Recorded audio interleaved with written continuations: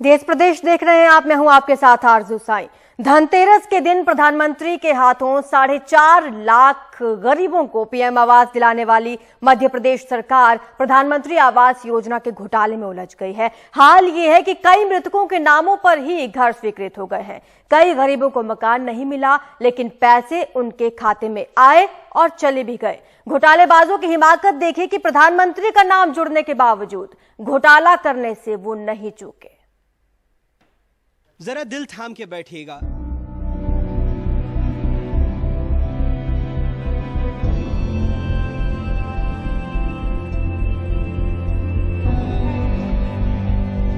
दो 2021 में लालमणि चौधरी जी जीवित हैं। यहाँ 2016 में उनकी मौत हो चुकी है।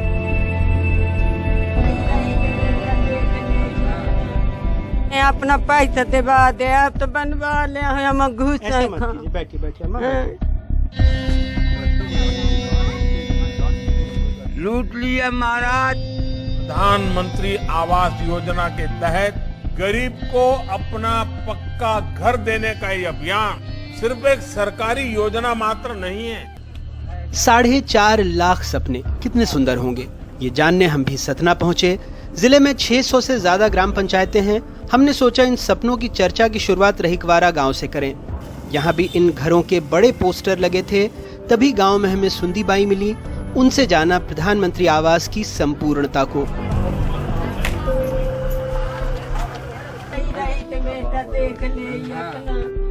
इस एक घर में आप प्रधानमंत्री आवास योजना की अपनी हकीकत देख ली। थोड़ा अंधेरा है, लेकिन आपको यहाँ मैं उज्ज्वला योजना की भी हकीकत दिखा दूंगा, है ना। 4 बर्तन हैं। इनके घर पे कोई नहीं है, सिर्फ एक पति थे, 2-3 साल पहले गुजर गए। एक बेटा है, वो भी ठीक से सुन नहीं पाता है। हमारा कोई राशन वाशन मिलता है? पैसा निकारा बेटा तो घर बना ले। कहाँ घुसियो? कोई पेंशन मिलती है? पेंशन पैसा पेंशन गल्ला मिलता है? गल्ला नहीं मिले। राशन वाशन कुछ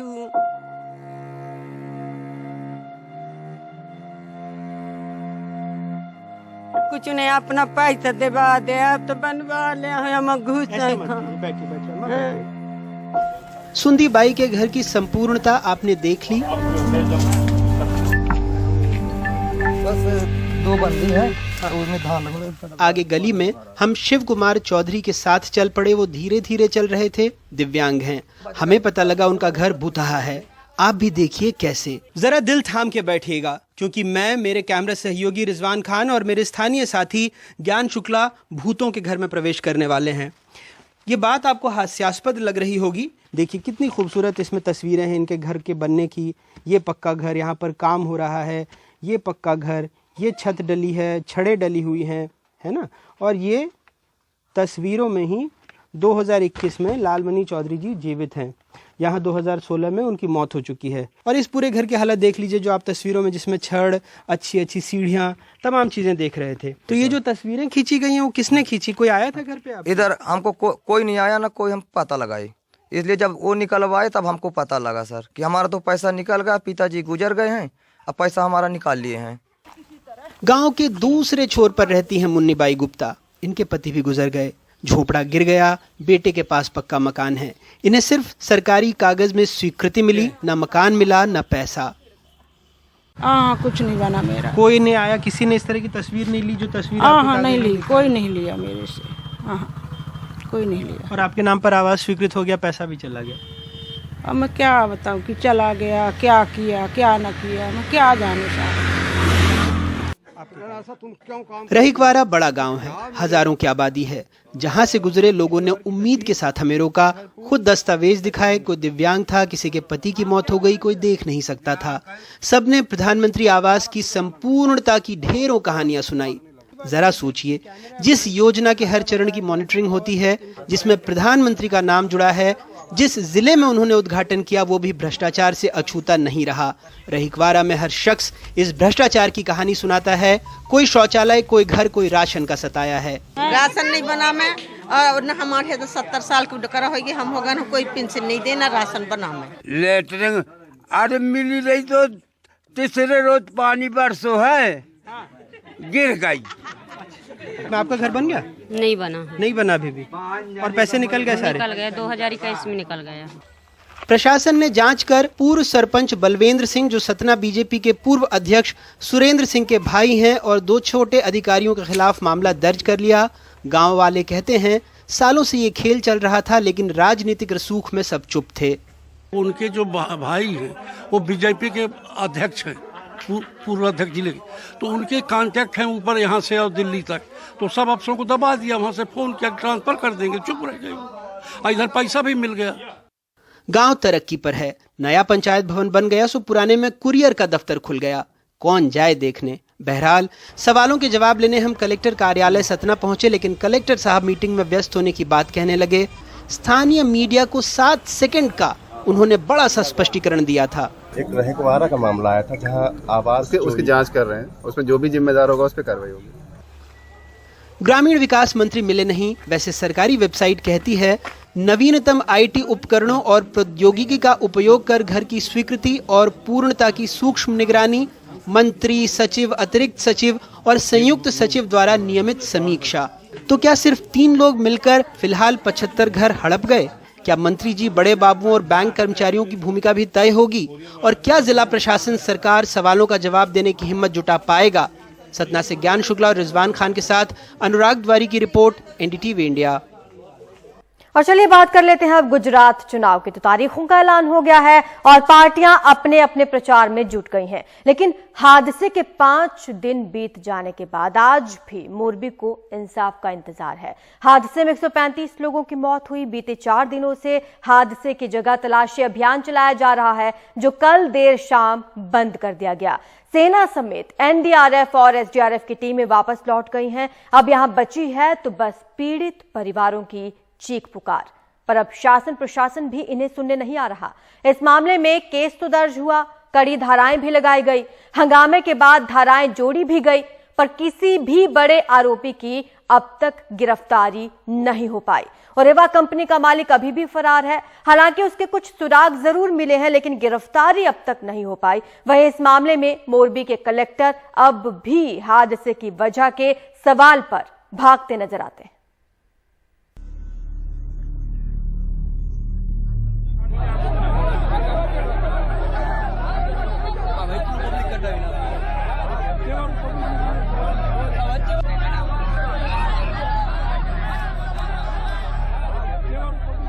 एक 135 लोगों की जान लेने वाले मोरबी पुल हादसे के बाद मच्छू नदी में शवों की तलाश का काम गुरुवार को भी जारी रहा। हालांकि प्रशासन ने कहा कि उन्हें अब किसी के लापता होने की कोई जानकारी नहीं है, लेकिन हमारे लाइव प्रसारण के दौरान घटनास्थल पर मौजूद एक परेशान बुजुर्ग ने कहा कि उनकी बहन का बेटा भी लापता है। कौन है आपका? नहीं मिला है कोई इस घटना में? कहाँ से आए हैं आप बताइए? बहन पता नहीं साहब। आप कहाँ से आए हैं मुझे बताइए? शामूगाम, जामनगर जिला। जामनगर जिला से। तो आपने पुलिस को बताया? हाँ, कौन था आपका? कौन था? हमारी बहन का भाणेज था। छोटा बच्चा था? हाँ, छोटा बच्चा। तो अभी तक नहीं मिला है? वो यहाँ पे था? घूमने के लिए।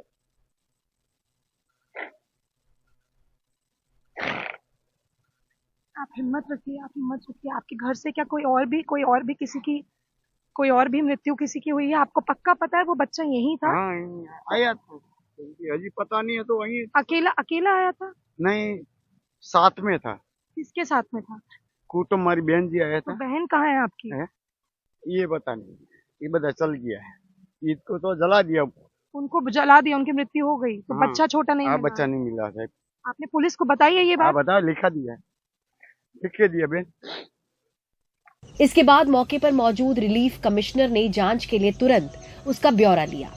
इस बीच हादसे में लापता लोगों के लिए प्रशासन का कंट्रोल रूम अब भी चालू है। मामले में अब तक जो 9 लोग गिरफ्तार हुए हैं, उनमें पुल मरम्मत का ठेका लेने वाले ओरेवे ग्रुप के 2 मैनेजर और 2 सब कॉन्ट्रैक्टर शामिल हैं। बाकी गिरफ्तार 5 लोगों में सिक्योरिटी गार्ड और टिकट विक्रेता शामिल हैं। लेकिन अभी तक ओरेवे के बड़े अधिकारियों और मालिक से पूछताछ की कोई जानकारी नहीं है। पता चला कि जांच के लिए पुलिस ओरेवा के दफ्तर भी गई, लेकिन वहां ताला लगा मिला। अभी तक की जांच में पता चला है कि हादसे की एक वजह सस्पेंशन पुल के पुराने जंग लगे केबल थे, जिन्हें मरम्मत के दौरान बदला नहीं गया। सर, प्रोसिक्यूशन ने भी कोर्ट में बोला है और हम लोग लगातार रिपोर्ट कर रहे हैं कि जो केबल्स हैं उनको रिफर्बिश नहीं किया गया था। It's a huge criminal negligence. इस बारे में जब हमने मोरबी के डीएम से सवाल किया तो बिना जवाब दिए निकल गए। ये रेस्क्यू वर्क के लिए मैम सर, क्योंकि आपका साइन था उस एग्रीमेंट पे। Please sir, just one word sir, please. किसी का साइन नहीं था उसमें, जिसका साइन है उसको।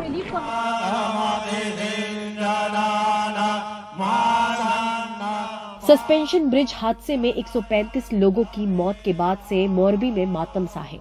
गुरुवार को मृतकों के प्रति शोक जताने के लिए मोरबी के राज परिवार ने एक श्रद्धांजलि सभा भी आयोजित की। मोरबी दुर्घटना में 135 लोगों की जान चली गई, जिसमें से ज्यादातर छोटे बच्चे थे। कई परिवार नष्ट हो गए, बट 4 दिन बाद भी पुलिस ने कार्रवाई के नाम पे सिर्फ कुछ गरीब सिक्योरिटी गार्ड, क्लर्क और टिकट कलेक्टर्स को ही हिरासत में लिया है। जो असल में इस दुर्घटना के पीछे जिम्मेदार थे, नगर पालिका के चीफ और ओरेवा कंपनी के ओनर मालिक, उनके खिलाफ पुलिस ने अब तक कोई कार्रवाई नहीं की है। क्या इन बड़ी मछलियों को उनके राजनीतिक संबंधों की वजह से बचाया जा रहा है या चुनाव के चलते उनको बचाया जा रहा है? ये बड़े सवाल है जिनका जवाब सरकार को, पुलिस को और एडमिनिस्ट्रेशन को देना इस वक्त जरूरी है, क्योंकि याद रखिए 135 जाने गई हैं और उसकी जवाबदारी तय करना बहुत जरूरी है। कैमरा पर्सन निनाद के साथ मैं तनुश्री पांडे, मोरबी गुजरात से एनडीटीवी इंडिया के लिए। झारखंड के मुख्यमंत्री हेमंत सोरेन को खनन पट्टा आवंटन केस में कल ईडी ने पूछताछ के लिए बुलाया था, लेकिन सोरेन ईडी दफ्तर नहीं गए और वो रायपुर में आयोजित आदिवासी नृत्य महोत्सव में शामिल होने पहुंचे। एनडीटीवी से खास बातचीत की उन्होंने कहा कि अगर मैंने कोई गुनाह किया है तो मुझे गिरफ्तार कर लेना चाहिए। अब क्या इलेक्शन हो गया? समन दिया है आपको ईडी ने, आज आप गए नहीं। लोग कह रहे हैं क्या अरेस्ट होना एक पॉलिटिकल माइलेज के लिए, क्या मतलब क्या ये है? और 12 तारीख को आपने मीटिंग भी बुलाई है। देखिए, हमारा विधानसभा सत्र भी आहूत है, राष्ट्रपति महोदया आ रही हैं, पहले से हमारे कार्यक्रम आयोजित हैं।